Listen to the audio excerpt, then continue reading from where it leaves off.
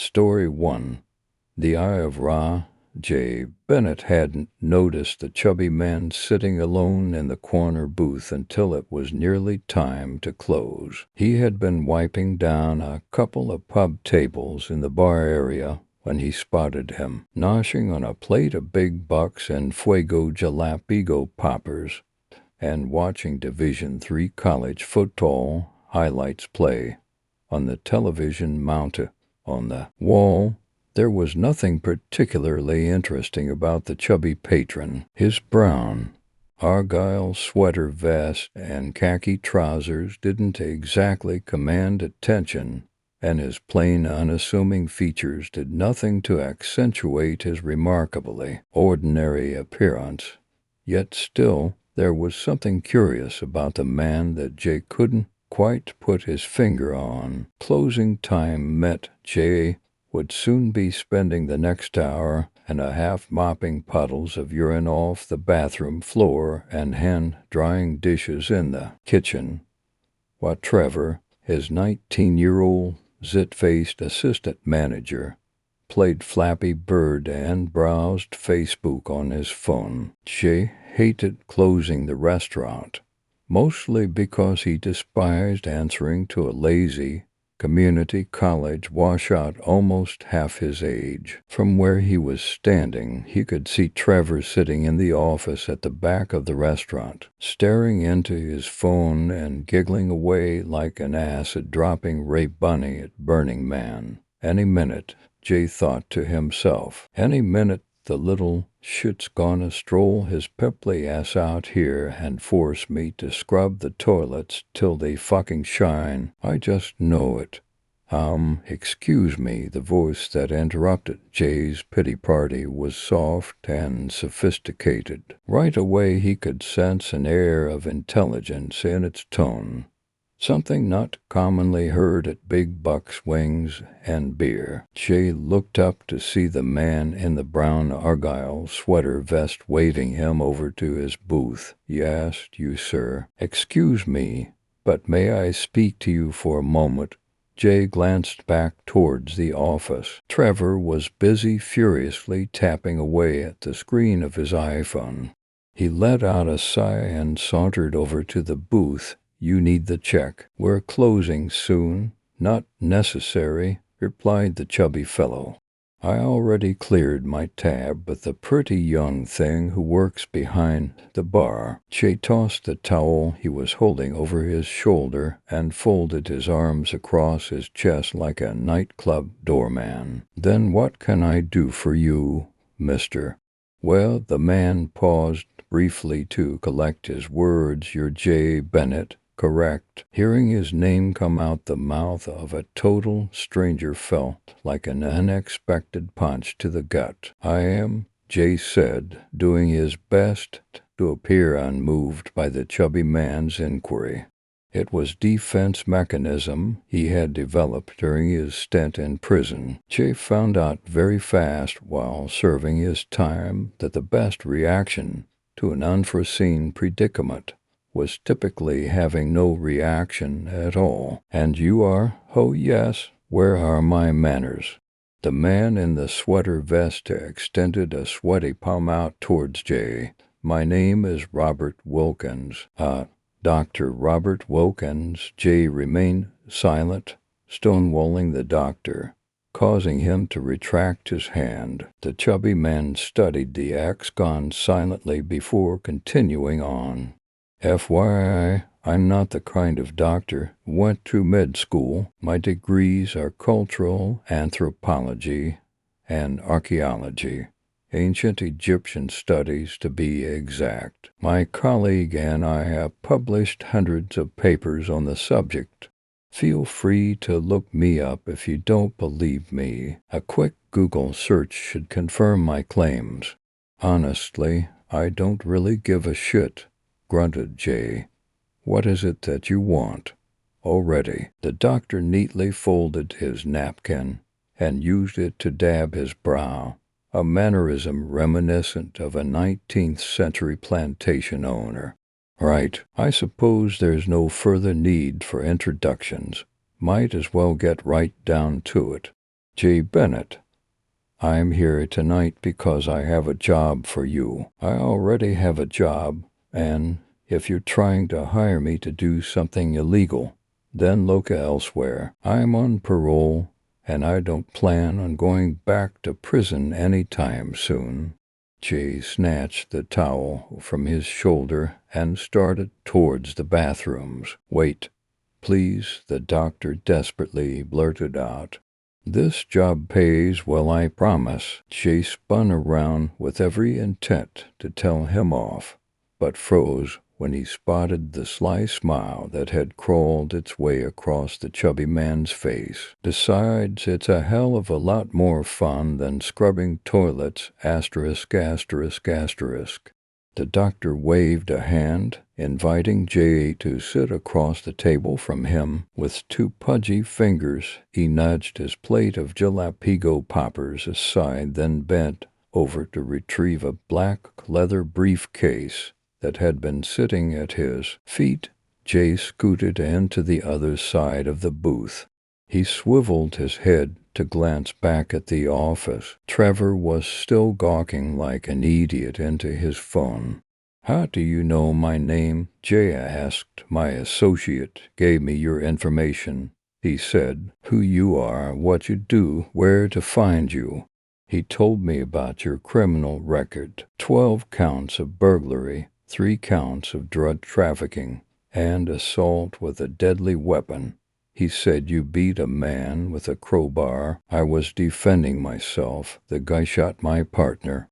Yeah, after the two of you broke into the man's house. You're lucky he made a full recovery, or else you'd probably still be locked up.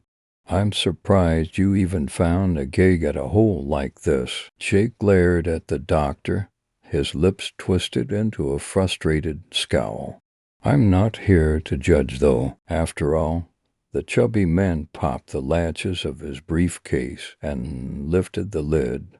I was hoping to encourage you to break the law one more time. He removed a red envelope from his briefcase and placed it on the table, pinning it with his index finger. What do you know about Egyptian mythology, Jay? I know a little. Have you ever heard of Ra, the sun god? I think so, answered Jay. He's the one with the bird head, right? Very good. A proud light beamed in the doctor's eyes. That is correct. Ra is the most important god in Egyptian mythology. He was believed to have ruled over the sky and earth, and his head wasn't just that of any bird. Most often, it was depicted as either a falcon or hawk. Now, this was no accident. You see, birds of prey have the keenest of eyesight, and legend has it, the eye of Ra could see all. He scooted the envelope across the table towards Jay, then lifted his finger, releasing it before reviewing his spiel. There's $3,000 cash, a photograph, an address, and a phone number in that envelope, Jay. The money is yours whether you take the job or not.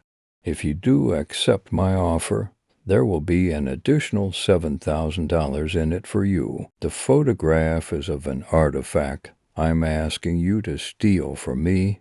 It's called the Eye of Ra. It's a very rare gold coin with an extremely special engraving in it. It was excavated during a dig I helped oversee 1 year ago, and I want it back, and the address is where I can find it. Jay was already thumbing through the envelope's contents. Yes, it's the home of an ex-colleague of mine. He's the one who has taken it. It shouldn't be too difficult for a man like yourself to retrieve. He doesn't own a gun, and I'm certain he never turns on his home security system. Plus, he's blind. I mean, all you have to do is keep your mouth shut, and there's no way he could ever identify you. Call the phone number once you have the Eye of Ra in your possession. We will arrange a rendezvous point, and I will gladly pay you the rest of the money when you hand it over to me. This artifact is worth a lot of money, asked Jay, the doctor laughed. No monetary value other than the gold it's made from, which, by the way, wouldn't get you as much as I'm willing to pay. However, for me the artifact is priceless. The doctor snapped his briefcase shut, quickly securing the latches before standing up from the table. "Hold up, where are you going?"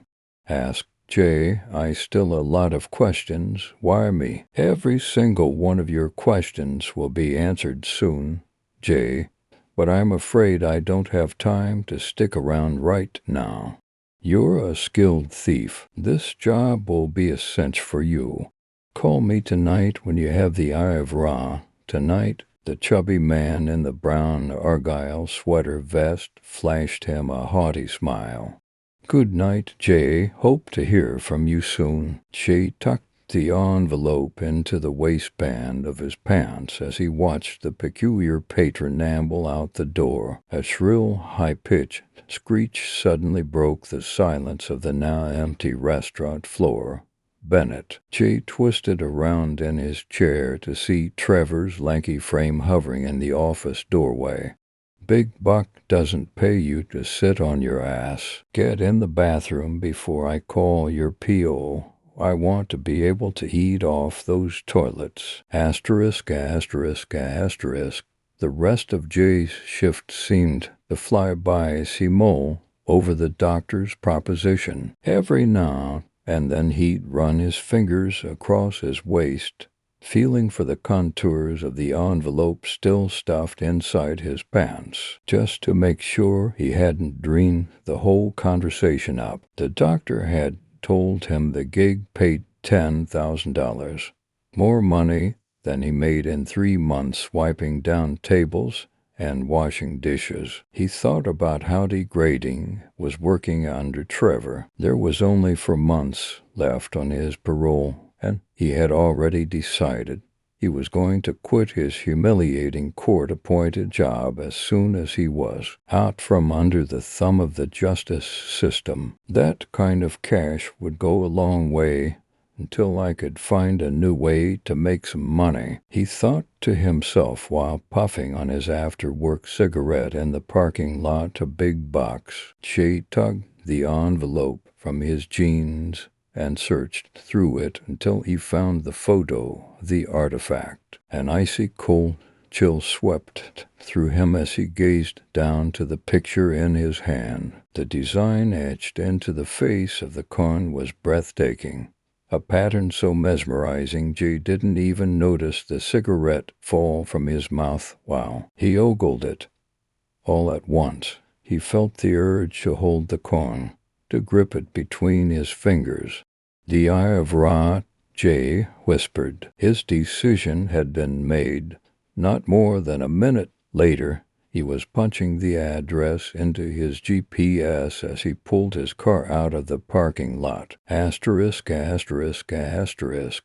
The clock on Jay's dashboard flashed 2 a.m. by the time he pulled up to the house his navigation system had directed him to. He killed the engine and stared out the window at his target for what felt like an eternity, watching for signs of life. With any luck, the doctor's former colleague was out of town and Jay would be able to search the residence at his leisure. He slipped his hand into his sweatshirt pocket and gripped the handle of his butterfly knife, a safeguard he hoped he wouldn't need to use. Jay exited his vehicle and crept around the back searching for an open window. The home was in a fairly secluded area with no visible nearby houses, virtually eliminating the possibility of nosy neighbors and unexpected eyewitnesses.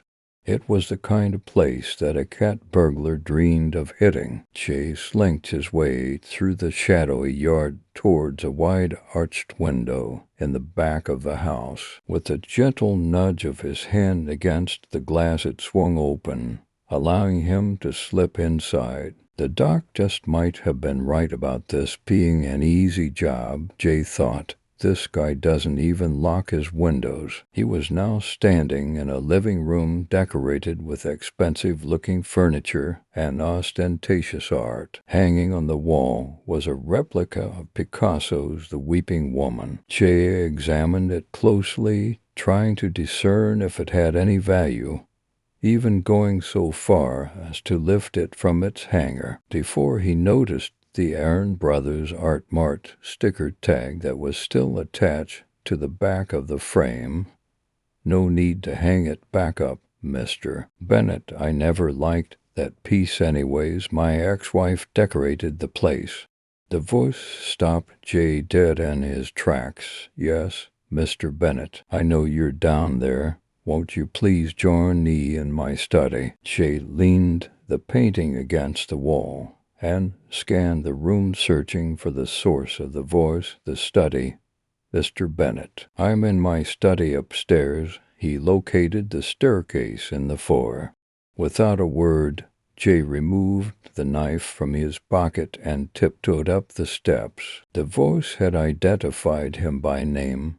Panic shot through every inch of his body. Visions of once again donning an orange jumpsuit began swimming through his mind like deformed mutant goldfish in the New York City sewers. "Second door on the right," the voice called out when he reached the top of the stairs. The floorboard squealed under Jay's feet as stepped down the dark hallway towards the door the voice appeared to be emanating from. He paused when he reached it and squeezed the handle of his knife tight in his fist.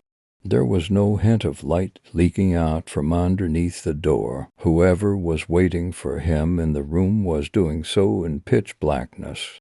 "No need to knock, Mr. Bennett," answered the voice. "I'm already expecting you." Jay pushed down on the handle and cracked the door. Its hinges seemed to scream as he opened it just wide enough to poke his head through. There was no visibility. With his free hand, he yanked his cell phone free from his back pocket, turned on the screen, and waved it in front of him, bathing the room in a pale blue light. Floor-to-ceiling bookshelves lined both sides of what looked to be an office. At the wall directly opposite Jay was an elegant cherrywood desk. Sitting behind it in a leather office chair was an elderly bearded man. Jay cringed when he looked closer to see the upper half of the man's face completely wrapped in bandages. He turned his head in Jay's direction. "Come on in, Mr. Bennett. I promise I don't bite." Jay pushed the door all the way open and took a couple timid steps inside the room. "I hear you're looking for the Eye of Ra," said the old man. A perverse smile wore upon his wrinkled face. "Well, it must be your lucky day, because you've come to the right place. Asterisk, asterisk, asterisk. I don't want to hurt you," warned Jay, "but I am prepared to. Just give me the coin and I'll be on my way." The old man scoffed. "Ha, you don't want to hurt me.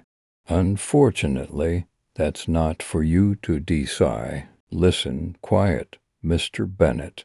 The old man snapped. "You'll be leaving with the Eye of Ra tonight. There's no question in that.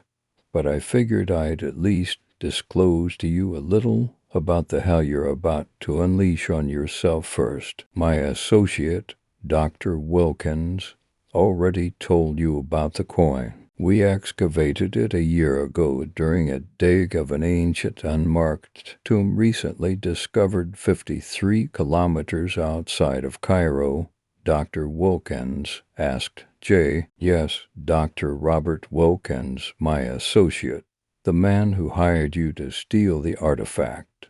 Who do you think requested him to seek you out? I'm afraid you've been set up. Friend, I know that must come as a bit of a shock."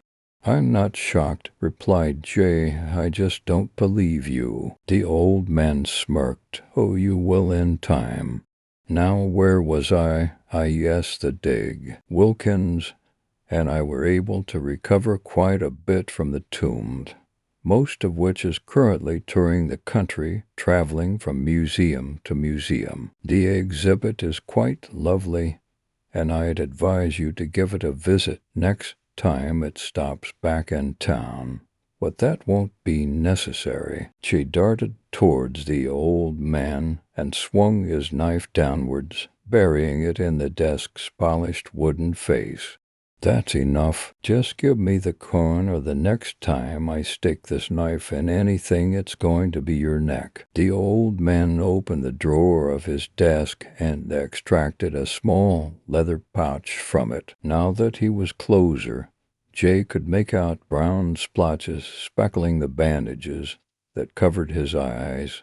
Dry, crusty blood. It looked like the wraps hadn't been changed in ages. The coin is right here, Mr. Bennett.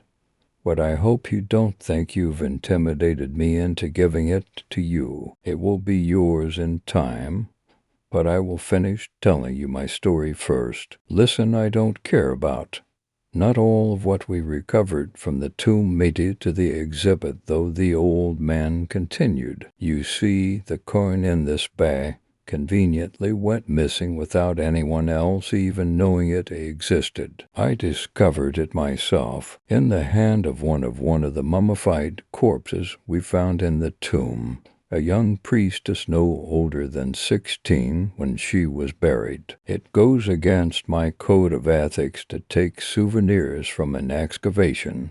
But the coin, well, just look for yourself. He reached his fingers into the pouch, drew out a gold coin about the same size as a 50-cent piece, then placed it on the desk in front of him. Jay held his breath.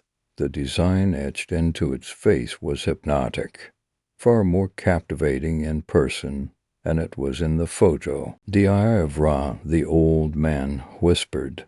Jay reached out an arm, but the old man snatched it up before he could grab it.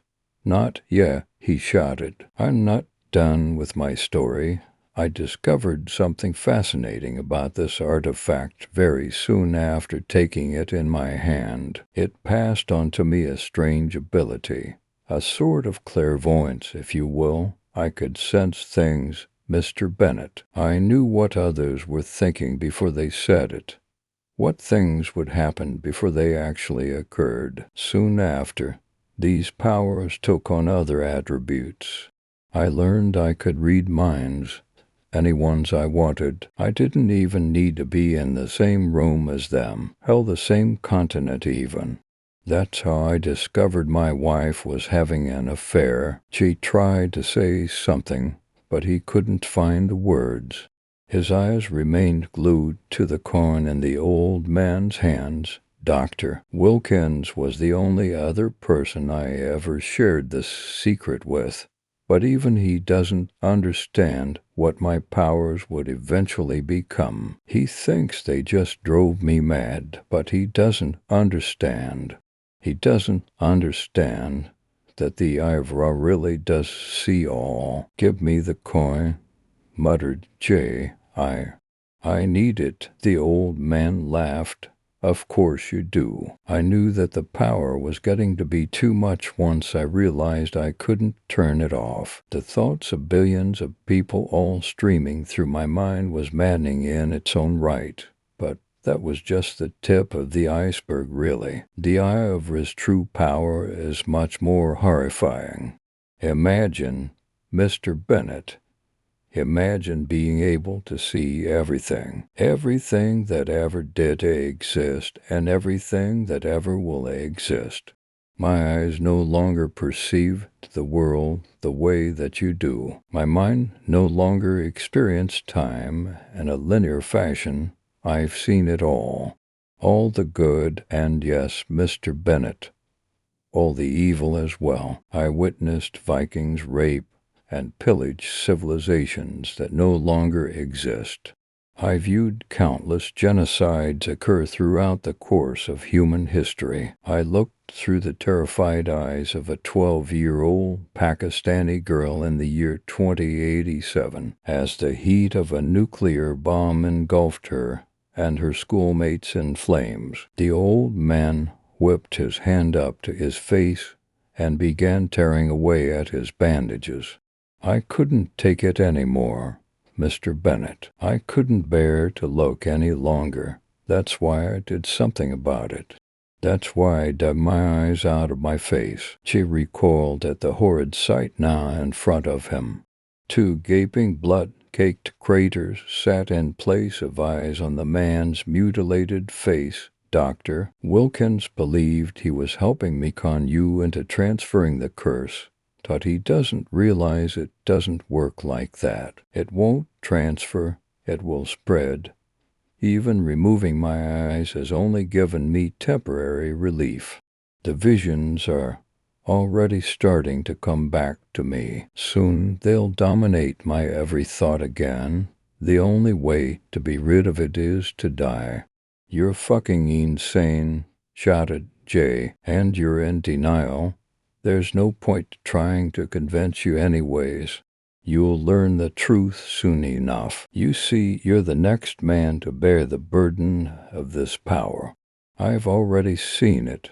That's why I had Wilkins convince you to come here. There is no escaping time, Mr. Bennett. Tonight you will wield the power of Ra just as I have and I.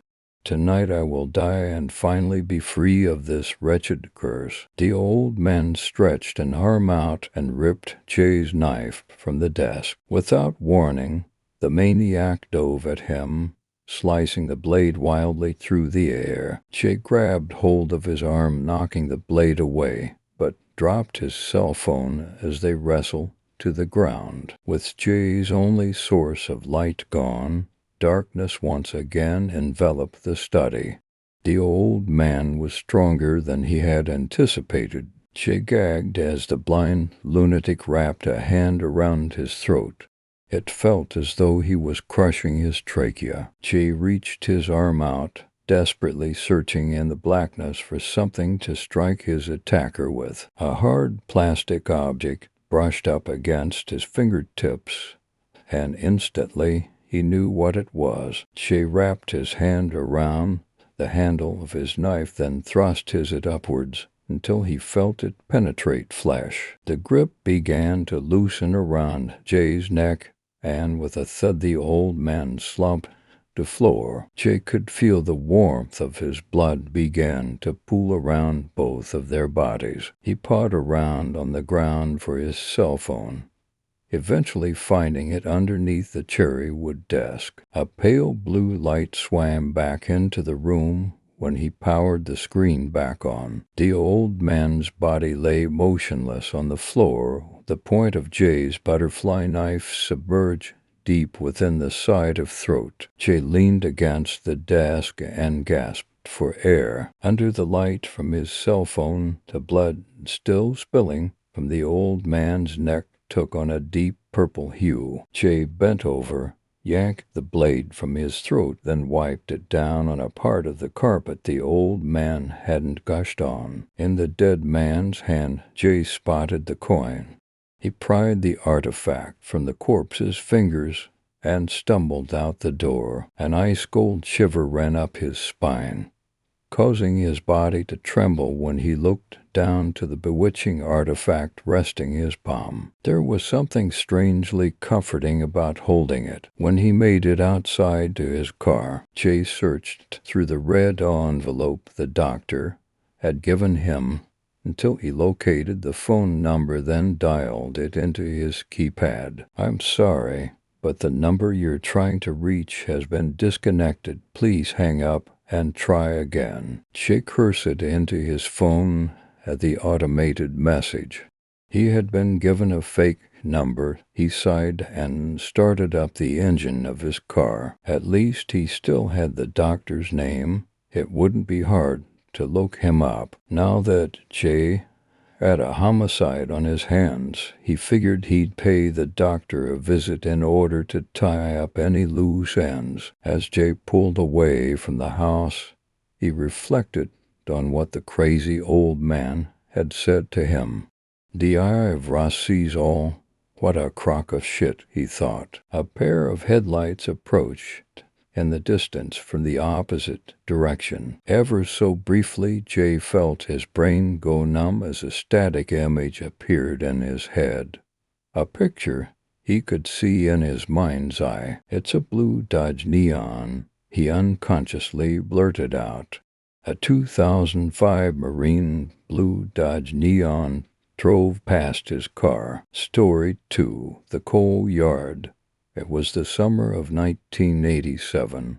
I was 25 years old and a city boy by nature, a product of the sounds of persistent traffic and bustling people on the move. I liked the bright lights and the conveniences of never having to stray too far from home to find anything I needed. Grocery, barber, post office, you name it. Rarely would the need arise for me to venture more than a couple miles from my midtown apartment. And that's how I liked it. Young and single, I often joked that had I not the need for a paycheck, I would have no use for a vehicle. In fact, my preferred mode of transportation was my Yamaha V-Star 1100 Classic. Nothing too fancy, but an all-around decent bike that I managed to pick up on Craigslist for under $4,000. The summer months had come to an end, but I was still taking full advantage of the warmer weather to ride my bike at every opportunity. By contrast, I had recently taken a job as a security guard at an old retired coal-fired power plant 30 miles out of town. The plant had been abandoned over a decade and remained fairly unchanged from its operating days. Large metal frame buildings and storage silos were covered in overgrowth and surrounded an enormous black pile of coal. There were a multitude of covered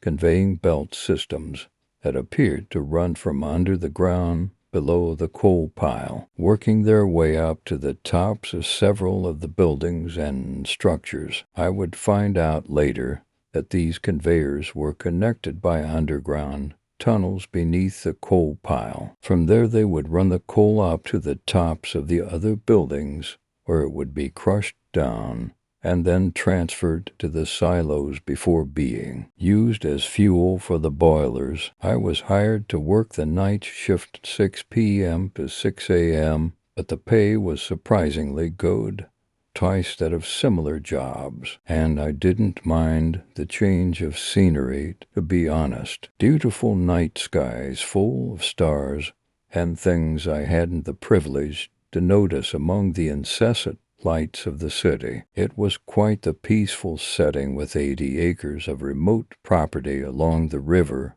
at my leisure. On top of that, the work itself didn't get much easier. All I had to do was drive the perimeter every few hours, keep the teenagers and vagrants out, and generally just keep an eye out for anything unusual. You see anything unusual and you call me immediately. I remember my boss saying to me at least 3 times during the hiring process, "Seemed like a dream job at the time." Unfortunately, this would be the beginning of a series of the most unusual events I have ever been prone to experience. The very first of these events began occurring by my second week on the job. Not all that unusual at the time, but looking back, I can see now that it had been watching me, observing my routine, looking for any weaknesses to exploit, anything it might use to put its plan into action, its plan to lure me into the coal pits. It happened on a Friday night during my second week on the job. Right around 4 a.m., I had just set out on my final drive around the perimeter when I heard it, not more than a mile from the little guard shack that was akin to my home base. I had been driving the small Ford Ranger that I used for rounds when I heard a sharp and terrible-sounding shriek. It was short and crisp, and immediately made the hair stand up on the back of my neck. I can only describe it as otherworldly, and lasted only a brief moment. but was enough to divert my full attention toward the origin of the sound. It had come from the coal pile. My vehicle now at a full stop, I paused, silently staring into the darkness toward the mass of black coal. It wasn't until that moment that I noticed exactly how much silence there was at this particular spot. No crickets chirping out the night, no frogs bellowing, nothing but dead silence. At the edge of the coal pile I could just make out what appeared to be a bunker door that presumably led to the bottom of the nearest coal conveyor. I sat for what must have been a good 10 minutes just staring, head cocked, listening for anything, hoping to hear any sign of life whatsoever, but there was only the sound of the breeze carrying on through the darkness. Must have been an animal of some kind. At least that is what I was trying to fool my mind into believing. I conveniently ignored the fact that not a single other animal sound could be heard. Shrugging it off, I finished out my rounds before retiring back to comfort of the guard shack. Shortly after, the morning light began filtering out the shadows, and I could see the regular day shift guard was pulling up in his sporty new Mazda RX-8. His name was Dillman, and he was the flashy, obnoxious type that I had learned early on was in my best interest to minimize any interaction with. I wasn't even sure if Dillman was his first or last name and didn't really care. You see, Dillman was what you might refer to as a one-upper. Any story you had to tell, he always had something better. If you had been to Alaska, Dillman had been to the North Pole. Other than Dillman, the only other person I regularly interacted with at the site was Jim. Jim was kind of the fill-in guy, rotating between days and nights. He filled the shifts that allowed Dillman and me to have time off. I always preferred to turn over with Jim rather than Dillman. You see, Jim and I shared a common interest: motorcycles. In fact, he had been promising to ride his Holly into work and show me exactly why my lowly Yamaha was outclassed in every which way. His love for his Holly went even further, as he had at least a couple different jackets, caps, a Zippo, and even wore an earring adorned with the Harley-Davidson logo. All this, and I had yet to see his bike, which he had assured me he would be riding in on Monday so I could have a look. Following that Friday evening, I had the rest of the weekend off and was happy to spend some downtime back in the city. The familiar sights and sounds were a pleasant respite from the long nights alone in the darkness of an abandoned coal yard. Any concerns I had soon faded as I shared my experience with some of my friends from the local bar, and we all had a good laugh. "You better watch out for the boogeyman," they joked while I tried to put my best foot forward. "Shit," I retorted. "I am the boogeyman." A half smile showing on my face, I was somewhat embarrassed about getting spooked, and was intent on redeeming myself. "If you're the boogeyman, then we've all got nothing to worry about."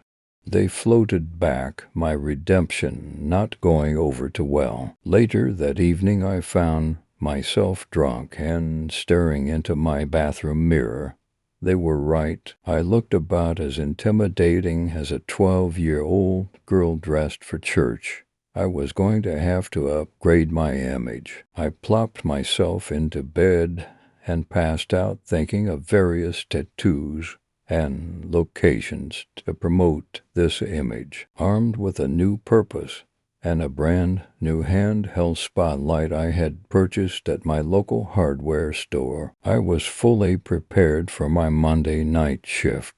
I had even brought along an old bowie knife that my father had given me as a teenager. It had served the sole purpose of looking cool on my bedroom shelf for years, but would now provide the backbone to my new determination to man up. Arriving to the job site at my usual time, just prior to 6 p.m., I noticed that Jim was not there to meet me. This was unusual because we weren't supposed to leave the place unsupervised. I assumed he must have gotten his schedule mixed up or possibly had to leave early for some reason. Being the new guy, I didn't want to cause a fuss and get anyone into trouble, so decided it best to just keep quiet about it. That night, as I passed by the area where I had heard the shriek, I slowed to a crawl and listened intently. I had become more aware of my surroundings since that last episode and realized that it was here that the edge of the coal pile was closest to the perimeter road. It was also the only area that seemed devoid of any sounds of the usual night critters. I couldn't help but feel a creepy chill roll down my spine thinking back to that horrible sound I had heard, but was still fully determined to prove my manhood. I decided to have a closer look.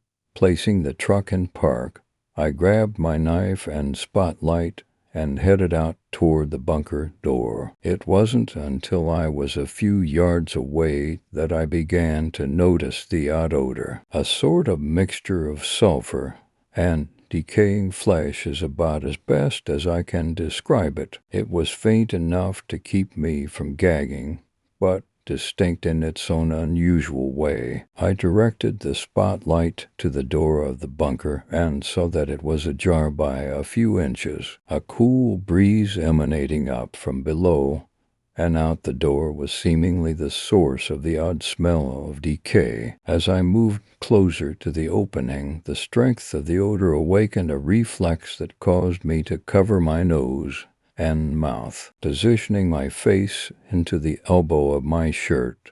There most certainly was a dead animal inside this structure. Focusing the light through the cracked doorway and into the bunker, I angled the beam back and forth so as to maximize my view without actually moving the door. Something inside my head, call it instinct or just common sense, did not want me moving this door, opening a door that goes who knows where and harbors who knows what. Did not seem the brightest of ideas. Anything that might be in there would undoubtedly come flying out after me through the invitation of an open doorway. Bowie knife or no Bowie knife, this door was staying put, unable to make out a whole lot through the small opening. I could see that the floor was sloped at a downward angle and the concrete walls were filthy, covered completely in black coal dust as far as I could see. The only thing of real note was that there appeared be fresh scrapings on the floor leading down the passage and out of sight. I backed away from the door and inspected the surrounding area with my light. Being this close to the coal pile brought some new perspective. The coal conveyors were much larger than they looked from the road. The nearest conveyor was a mere 25 yards away, rising out of the ground from the pile as if it had been shoved into the pile by some giant hand. It steadily rose until ending at the roof of one of the boiler buildings behind me to the south. I briefly envisioned the massive belt in operation, delivering coal from the pile all the way up and up to eventually be used as fuel for the boilers. The smell again diverted my attention as I ventured around to the back side of the bunker and came upon what appeared to be a dead animal of some kind. If I had to guess, I would have said it was a raccoon, but it was in an unrecognizable state. Blood and fur littered the area around its mangled body. At least now I had an explanation for the crazy shriek I had heard the other night. A coyote or something must have gotten it. Satisfied with my findings and bordering the limits of my manhood, I made my way back to my truck and finished out the night uneventfully. The next evening my boss was waiting for me at the guard shack. When I showed up for my shift, didn't expect to see you here tonight," I said, a little confused. "Yet Jim hasn't been into work since Saturday," he offered. "He didn't even bother to clock himself out. Just up and left and won't return any of my calls. I swear keeping this position staffed has been a real challenge lately." I didn't know Jim that well, but he didn't seem the type to just ditch like that, I thought to myself. Happens every summer. Guys get tired of working out here alone on a nice day, I suppose. He tossed me the keys to the Ford Ranger. "Anyways, I may need you to cover some extra shifts until we find a replacement." He headed toward his car. "And keep a close eye out for anything unusual." Unusual, right? As he left, I couldn't shake the thought that something wasn't right. From the few short conversations I had with Jim, I was under the impression he really liked this job. Certainly he wouldn't up and quit without a good reason. The week passed, and having no one to fill Jim's spot, I found myself working the weekend. It was Saturday evening, and the sun had just dipped below the horizon when I jumped in the Ranger for my first perimeter check of the night. The past week had gone by without a hitch, and now that I had settled into the routine, I could see how the boredom might get to some people. As I approached the bunker that had been the focus of my attention just a week prior, I barely gave it a passing glance. I had grown more accustomed to the layout of the structures and buildings, and had actually developed a curiosity for what I might find in some of the old buildings. There was obviously still a lot of equipment and things that were worth something, or they wouldn't bother having a security guard on site. I decided on my next round I would do a little more exploring. Little did I know that my next round would be my last. It was getting close to midnight when I headed out ready to do some exploring. There was no moon in the sky on this night, with the only natural light resulting from the multitude of stars that I had become accustomed to seeing. Passing by the old coal bunker, without a second thought, something caught my eye in the driver's side mirror of the Ford Ranger. I saw it only for a moment, but it was enough to jolt my senses into overdrive movement, coming from the direction of the bunker. Or was it just the shadows playing tricks on my mind? Instantly and instinctively I hit the brakes and poked my head out the window, looking back toward the bunker. Finding myself in an all too familiar situation, there it was again, just for a moment. I strained to see through the darkness as the pace of my pulse picked up speed and thoughts began to stream through my head. There was definitely something moving over there. I fumbled for my spotlight and thrust it in the direction of the bunker, only to see the darkness transform into a bunker door. Nothing more. Only this time the door was open. Wide open. "What are you doing in there?" I yelled out, only it came out more like a high-pitched squeal than a commanding tone. Pictures of a 12-year-old girl on her way to church bought me a few moments of false courage. Realizing my emotional state was getting the best of me, I let out a long exhale, gathered myself, and exited the truck. Knife in one hand and spotlight in the other, I marched toward the bunker door in a trance-like state to face the unknown. As I approached the bunker, the now familiar odor of decay filtered into my nostrils, and I felt my already uneasy stomach turn. I did nothing to quell the smell, just continued on, letting the intensity of the fear and adrenaline propel me forward until I found myself directly in front of the door and thrusting the light down the passage. Nothing, just an empty corridor leading down into a black haze of coal dust. My light tried to penetrate the haze, but could manage no more than 15 feet or so while I listened intently unsure of my next move. The fear and adrenaline that had gotten me this far was beginning to betray me. I needed to get out of there. Every fiber of my being was screaming at me to get out of there, run. Yet I didn't run. There was something there in that passage, and I needed to know what it was.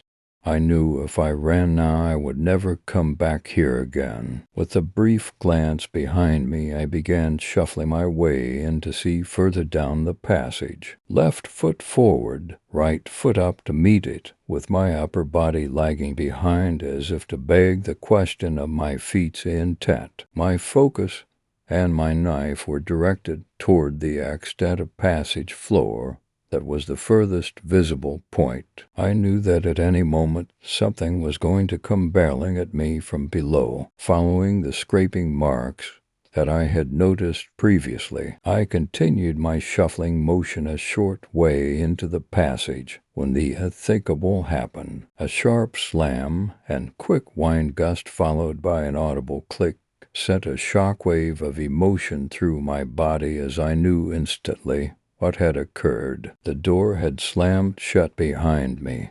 Instantly, I flung myself around and put my full force into the bunker door to no avail. It was locked solid. Scrambling for a knob or any device to release me from this terrible place, I could find nothing but a smooth door held tight against the concrete walls of the bunker. Again and again I threw myself into the heavy door until my shoulder could take no more. Panic began to well up inside my body as I felt my grip on both the knife and my spotlight tighten. I put my back against the door and faced the passage, knife at the ready for whatever may come scurrying up from the depths to get me. I did my best to force out the pictures of nightmarish creatures running through my head.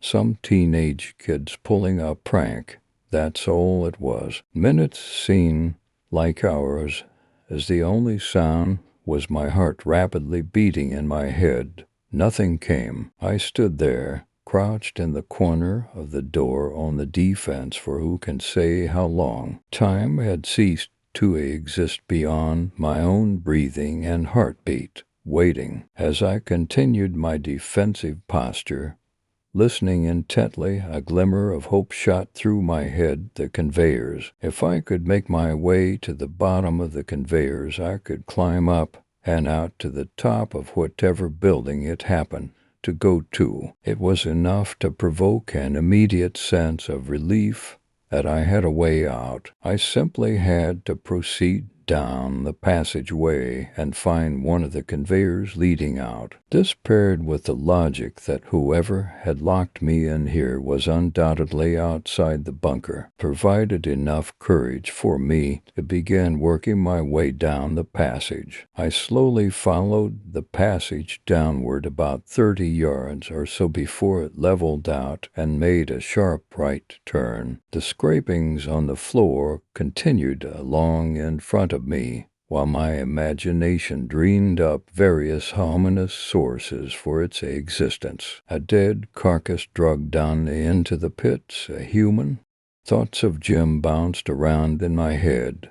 Could he have been a victim of something sinister? Pushing forward, the passage eventually opened up into a square room that stepped down another several feet of which was full of filthy water. Leaning into the room, I directed my light from one side to the next. Taking up the center of the room on a raised platform was a large motor, and as I moved the beam of light upward, I could see metal grating above me. It was another level.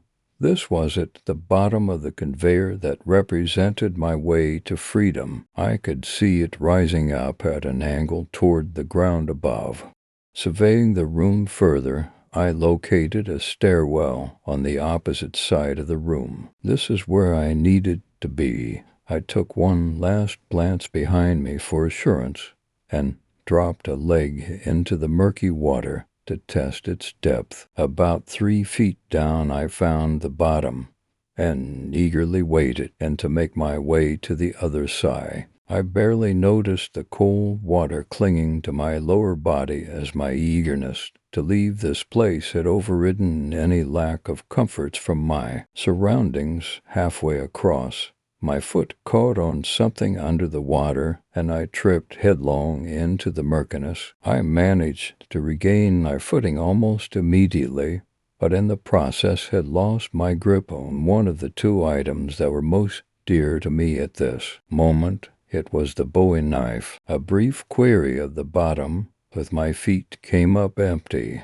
as my desire to leave this place called a quick end to the search. My now fully drenched form continued forward until I reached the stairwell on the other side and pulled myself upward, clawing my way out of the water. My flashlight, now wet from the ordeal, began to flicker, creating a new form of dread in my already stricken mind. As I gained access to the stairs, a flash of light from the corner of the room alerted me to something else in the space. I immediately went into my defensive position and flashed the light toward the corner in question, just as a bolt of light flashed back toward me. It was a small mirror jutting up out of the water and was reflecting my light. The call to keep moving took precedence, and I was just about to continue up the stairwell when it hit me. Following the mirror down to the water's surface, I saw it plain as day.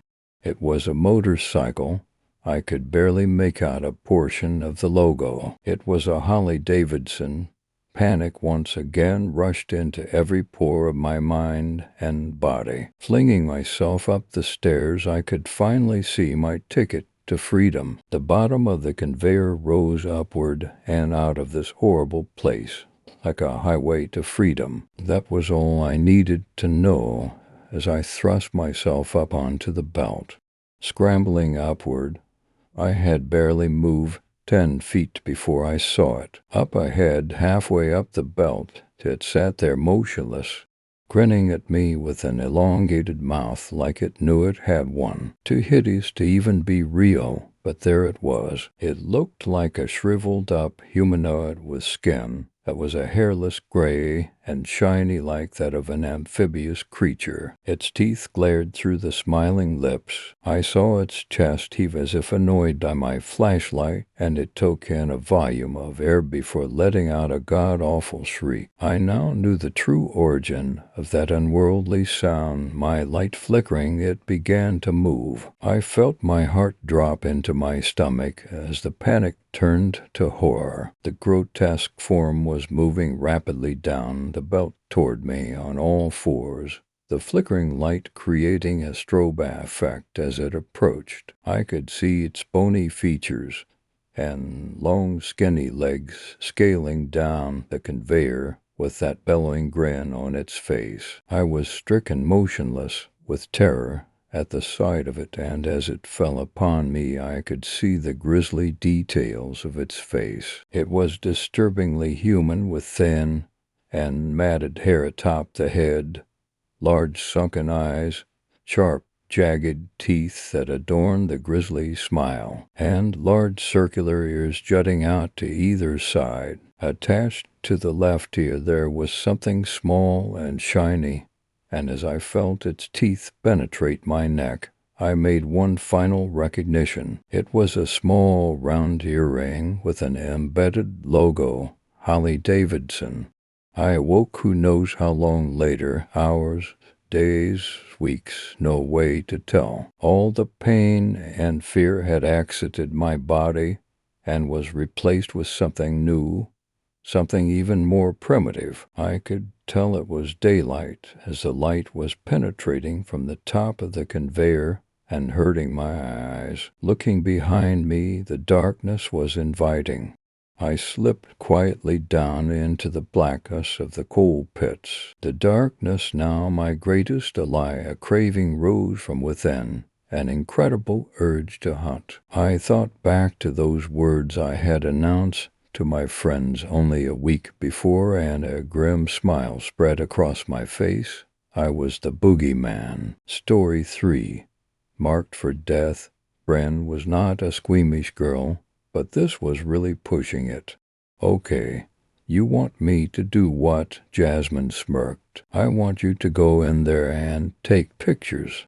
She tossed her hair over her shoulder and continued, my parents would freak out if they caught me coming home looking like you do every day, but yours wouldn't give a crap about it. But the old asylum? Really, it was quarantined for a reason, Bren said. Well, if you don't want to do it, I can always just tell everyone that you tried to beat me up, Jasmine said, that annoying twinkle in her eyes. She thought she knew everything. Bren sighed. It wasn't true, of course, but everyone would believe Jasmine. She had been defeated. Jasmine would always do anything to get her way. So why exactly do you need pictures? Jasmine adjusted her flashy red glasses. Because I want to shoot a video on the occult there, and I need to know if it's a good set. Then do it yourself. Jasmine handed her a cheap digital camera. I already explained why I can't. So go there tonight and let that sucker snap. Okay, but what about the disease? Bren asked. Oh, don't be such a pathetic wimp. The disease will obviously be dead by now. Bren trudged toward the asylum, camera in hand. Back in whatever year, a patient who came to the asylum carried a deadly disease with them. The doctors and nurses had filed reports about the strange black markings found on the necks of each sick patient. The disease had affected the other patients, and the asylum ended up having to be quarantined because it was so bad. They meant to burn down the asylum once all the patients or dead things were different back then, but it was never gotten around to. Now everyone in town considered it haunted. Although the patients were presumed dead, Bren stopped in front of the old asylum. Dust seemed to hang in the air above the browning grass choked with weeds. A heavy feeling of dread lingered around the building. It was nightfall. The moon shone eerily through a dense mist of wispy clouds. She scowled at the asylum, took a shuddering breath, and entered. Inside was a thick coating of dust on every surface. There were holes in the roof where the moon shone through. There were no working lights, and everything was colored in monochrome. She struggled not to sneeze. She had a strange feeling that something bad would happen if she did. She brought the camera up and pressed down on the shutter button. A sudden and frightening wave of light swept the room. She continued like this as she made her way through the rooms. Oh, that's strange. I thought there would at least be some traces of the patients. Bren came to a heavy wooden door, unbolted. She opened it cautiously to find a dusty staircase leading down into the dark. She heard a strange dripping sound. Jasmine can explore the stupid basement herself. I'm done. Bren worked her way back to the door. She couldn't open it. She frowned and tried again, but was still unsuccessful. Bren backed up. The door was locked. I'm screwed. I'm really, truly screwed.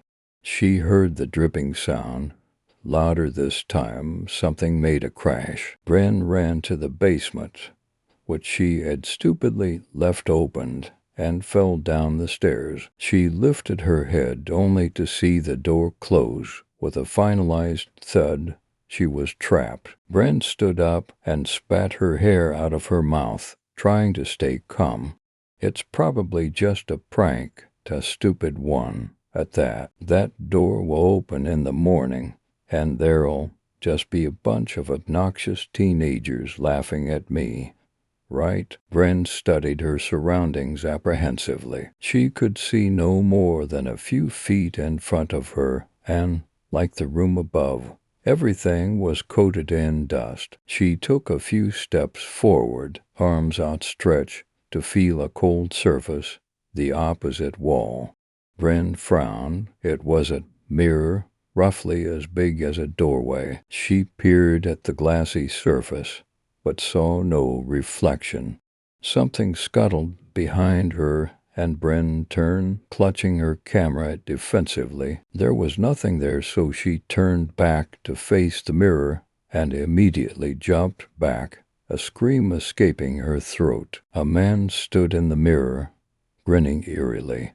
His blank eyes were sunken into the waxy, translucent skin stretched across his face. Thin purple veins bulged across his bone-white scalp in place of hair, and Bryn could see a small black mark on his neck. Bryn shrieked and hurled her camera at the mirror. It shattered on contact, shards sailing through the air and landing on the floor in a flurry of clinking noises. Her hand curled around a particularly large piece of the broken mirror, and she rose, ready to stab him it. But it was unnecessary. The man was gone. Bryn walked shakily backwards to the mirrorless wall behind her and held the shard out from her quivering body. But she let a small laugh out. It was just a mirror, she thought. I must have been hallucinating. Just because this asylum is unnerving doesn't mean there is anyone lurking in the shadows or mirrors. For God's sake, see, look. It's just a harmless mirror. Bryn walked over to the shards and examined them in the dim light that seeped in through the cracks in the wooden door that had sealed her into the basement. In one moment, she realized the mirror shards were glass. There was not a doorway-sized mirror, there was a glass door, and it was broken. She gasped, and the second she made a sound, a bony, moist hand bulging with thin, protruding veins reached out the doorway. She screamed as she was dragged into the room beyond. "Get away from me!" Bryn sprinted down the next hall. The man closed behind. He seemed to have never-ending stamina.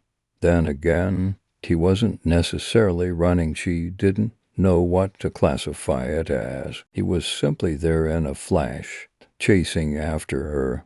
Bryn, on the other hand, was starting to slow down against her will. Sweat rolled down her face, despite the cool temperature of the air, and her breaths came in short, choppy bursts. Her eyes widened as she saw something at the end of the hall door. She gritted her teeth and pushed herself forward, yanking on the doorknob and throwing herself inside before closing and locking it as fast as she could. Bryn turned around, leaning on the locked door for support. She breathed a sigh of relief.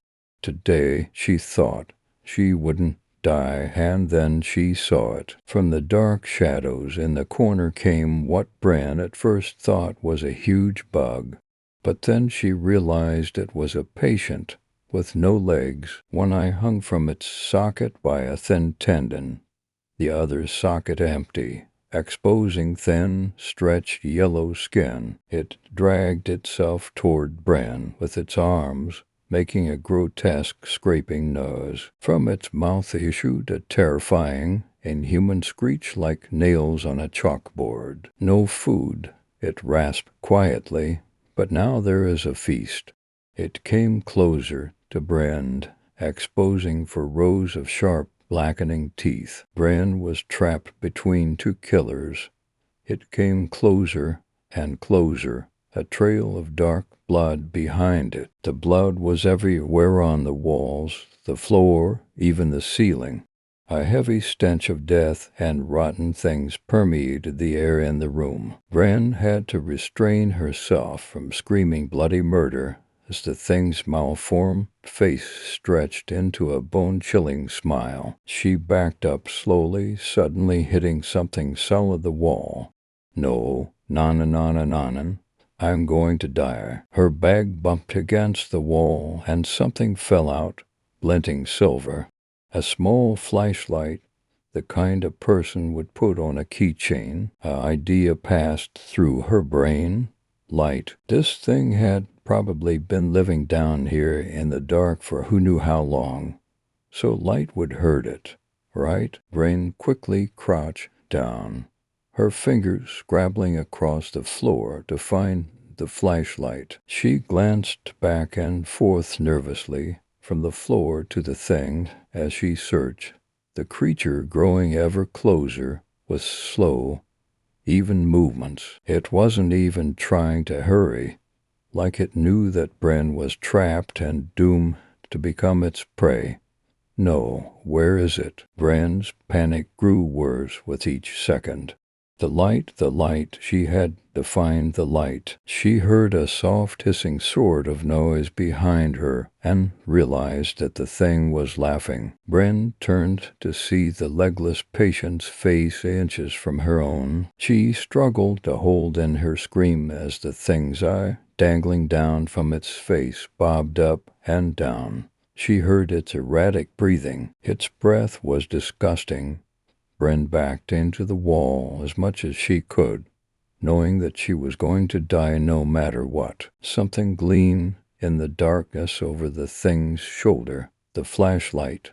If she could get a hold of it somehow, stay alive. That was her main priority right now, so she had to do this for her life. Bren winced slightly, gritted her teeth, and yanked on the thin cord of flesh holding the monster's remaining iron. It shrieked like a banshee, hands reaching up to the empty socket, and Bren dashed past it to grab the flashlight, not caring about whether or not it would still do anything to the creature without its eye, not caring about anything but survival. She flicked it on and pointed it towards the thing. The reaction was instantaneous. It let out a long, tortured screech as its skin bubbled up and its face seemed to melt. Bren continued to hold the thing in the deadly glare of the light until it collapsed in a pool of blood and half-melted flesh, letting out a final shriek before going still.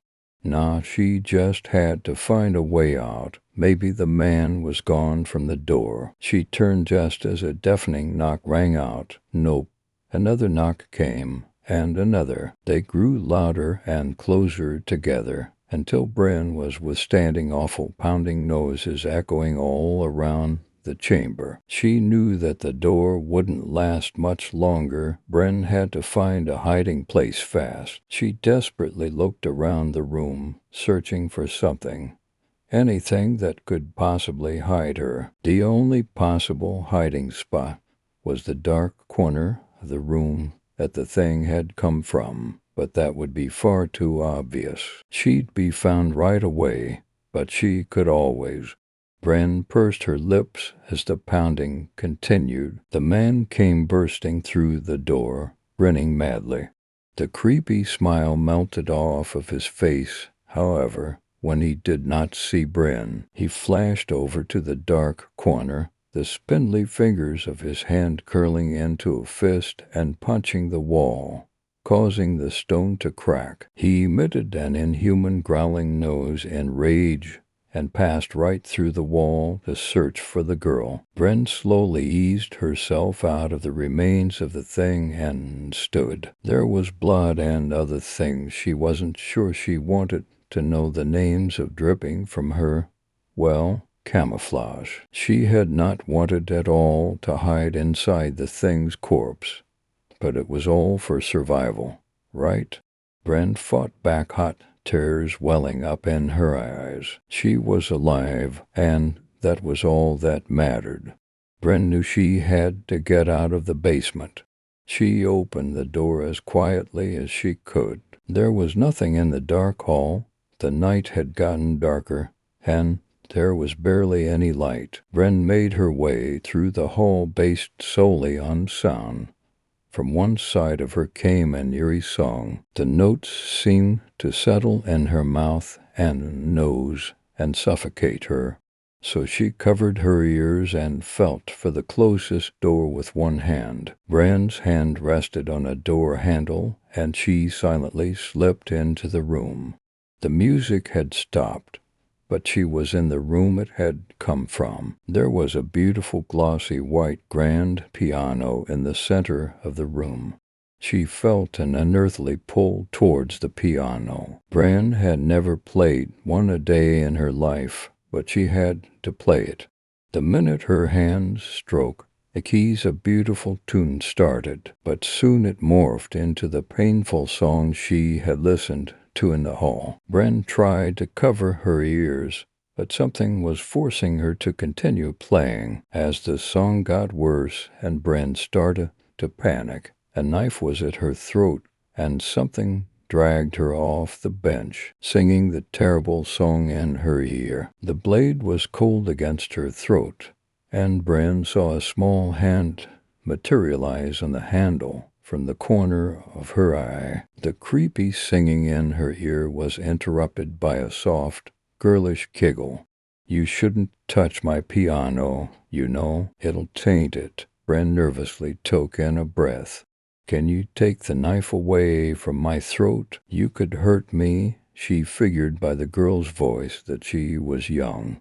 "Oh, I wouldn't want that." Bren slowly exhaled. "The girl probably wouldn't hurt her. I mean, I want you to die, you know." No, she was not dying now. Not after running from a creepy man and hiding in a half-melted corpse. "Maybe we can work this out." The knife pressed deeper into her throat. "A contest?" The knife paused. "Go on. We'll both play the piano. Whoever's playing is better will win. If I win, I get to leave, but if you win, you can kill me." The blade came away from her throat. Bren turned cautiously to see a young girl in a lacy, old-fashioned dress. There was an ethereal quality to her, however, her skin being completely white, and Bren had the feeling she wasn't exactly alive. The girl smiled. "I love games. Let's play. I'll go first." Bren nodded. "Perfect." The girl placed the knife on the edge of the piano and smoothed her skirts, sitting on the bench. She lifted her white hands to the equally white keys and began to play. The music washed over the room, flowing with a graceful, elegant tune. It sounded happy and light, but Bren could sense a tinge of melancholy as the girl swayed with the music. At last the song ended, leaving a sense of peace and sadness lingering in the room. The girl turned excitedly back towards Bren. "So, how was the—" She was cut short as Bren forced her frail form forward, then released the top of the piano to slam down on her head with a sickening crunch. It cut straight through a now apparent black mark on her neck. Bren lifted the knife from the piano and drove it through the girl's chest from behind for good measure. Sticky blood leaked out from the piano, dripping onto the keys and staining the pure white a deep red. Bren left the room, the piano's sheet music placed on the dead girl's back with the knife gone, and the words "you lost" written in blood over the notes. Bren walked calmly down the hall, clutching the knife. "Well, it's way too late to go back now. And this creepy asylum probably won't even let me. I guess the only thing to do is go further in."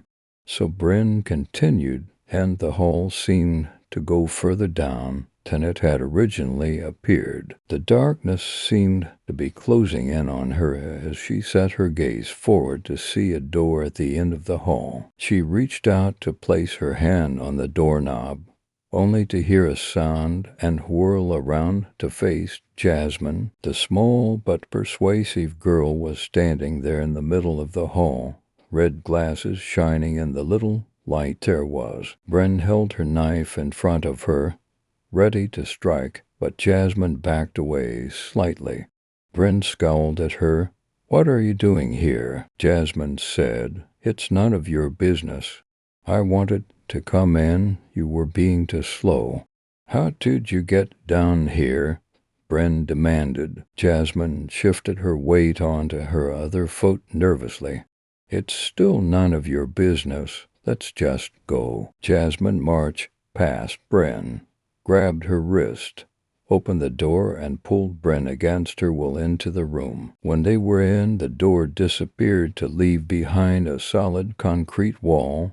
Drip, drip, drip. Jasmine squeaked and pressed herself up against the aforementioned wall. "What is that?" Bryn looked up and saw what was freaking out Jasmine. The entire room was covered in spikes, save for the floor and the wall Jasmine was clinging to like a lifeline. A ways up on the wall, about 4 feet up, were several bodies skewered on these shining iron spikes. The spikes had reached all the way through their torsos, and their entrails were hanging out, swinging in the slight draft. Every few seconds a small drop of crimson blood would fall from the bodies and land in a rapidly growing pool in the floor. Jasmine seemed to be trying to fuse herself with the wall. What do we do? Bryn didn't even bother to look at her. "You wanted to come in here, Jasmine." Then a strange scraping sound rang through the room. The spiked walls closed in on them slightly as Jasmine shrieked like a very unhelpful banshee. Bryn's eyes widened slightly and she got into a defensive stance, knuckles white against clenched knife, as if thinking that would help. The scraping noise continued as the walls crept up on them, the entrails of the long-dead corpses swinging jerkily. Jasmine was busy having a hysterical meltdown as Bryn examined the pool of blood on the floor. A small wooden corner of something peeked out from underneath it. Could it be? Bryn kicked some of the blood out of the way, and her suspicions were confirmed. A trapdoor. Bryn tugged on the rusty metal ring holding it in place and managed to yank it partly open. Jasmine squealed like a pig and rushed to the trapdoor, pushing Bryn out of the way.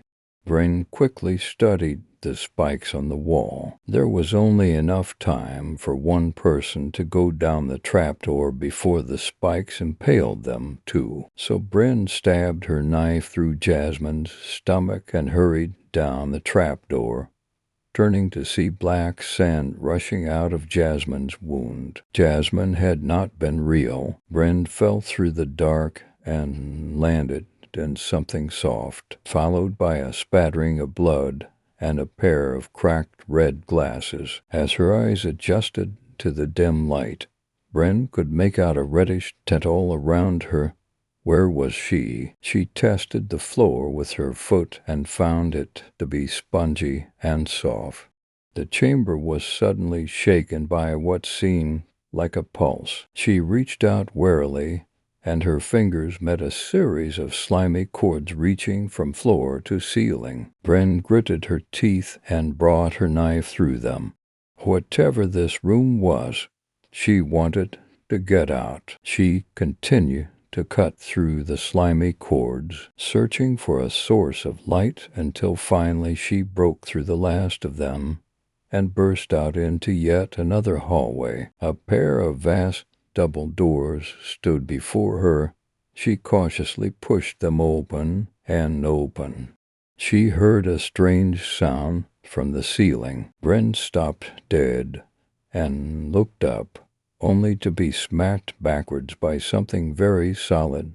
Bryn dusted herself off and stood up. She looked to what had hit her and tried to choke back a scream. It was her, hanged from the ceiling. The body was swinging back and forth like a morbid, unmanned marionette. And that wasn't all. All down the hall were torture devices of every kind imaginable, each one featuring her as its victim. Bryn took a deep breath and took one step down the hall, trying her best not to look on either side. She heard no screaming. All of her doppelgangers were eerily silent. Every so often Bryn would be showered with blood or chunks of unknown substances. Bryn gathered her courage and sprinted down the hall to another door. But it wasn't a door, it was a mirror. Bryn finally managed to force herself to look back, but the door had disappeared.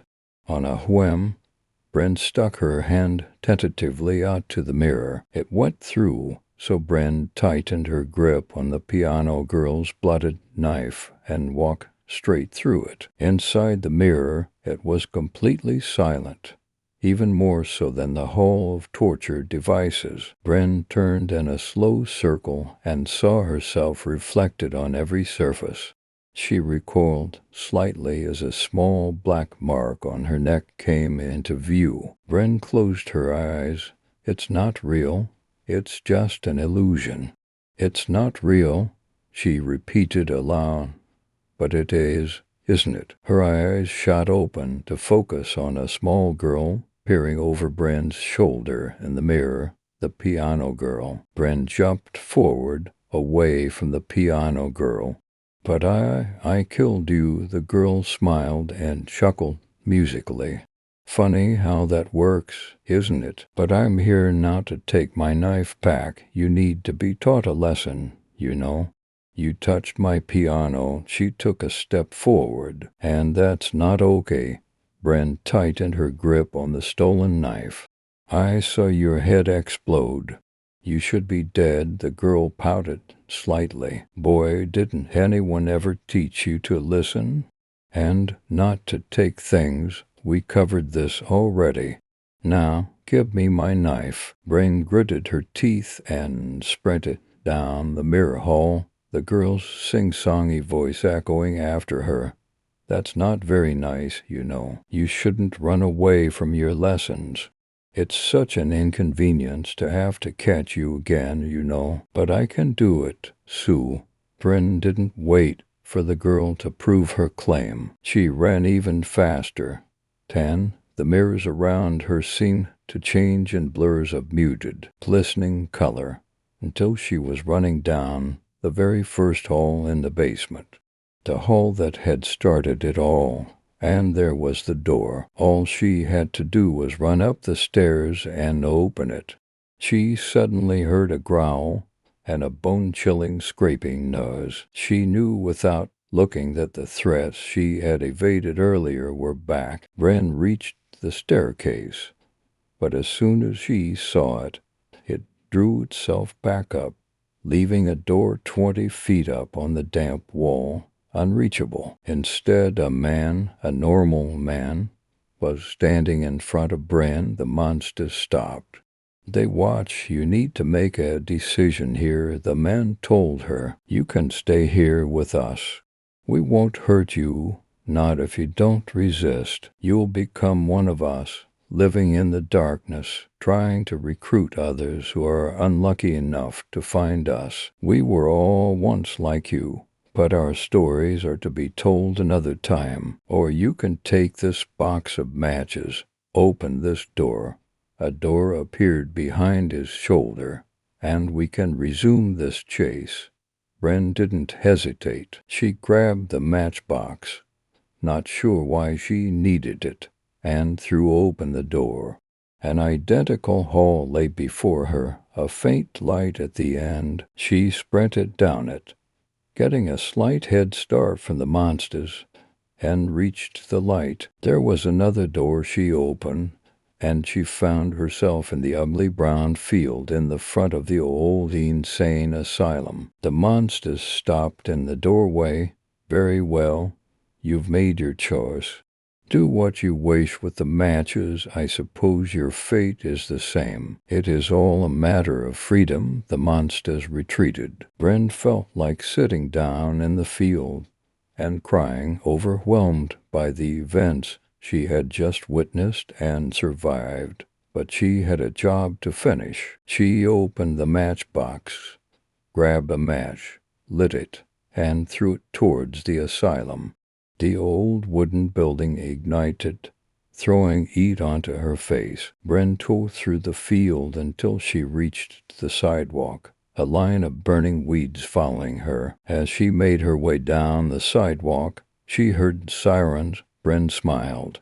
Now no one would have to experience the terror she just had. Bryn realized she had been gone for at least 1 day. Her poor mother must have been freaking out. When Bryn reached her house, Less than a mile away from the asylum, police cars were parked in her driveway. She found her mother sobbing in the middle of the living room, being awkwardly comforted by stony-faced policemen. When her mother spotted her, Bryn was pulled into a bone-crushing hug amid sobs and cries of incredible joy. She shed a few tears herself, glad to be home. Her mother sent her to bed immediately, and Bryn crept into bed, her mother sitting next to her to tuck her in. Her mother spoke a few warming words, but Bryn couldn't escape the chilling ones that came after.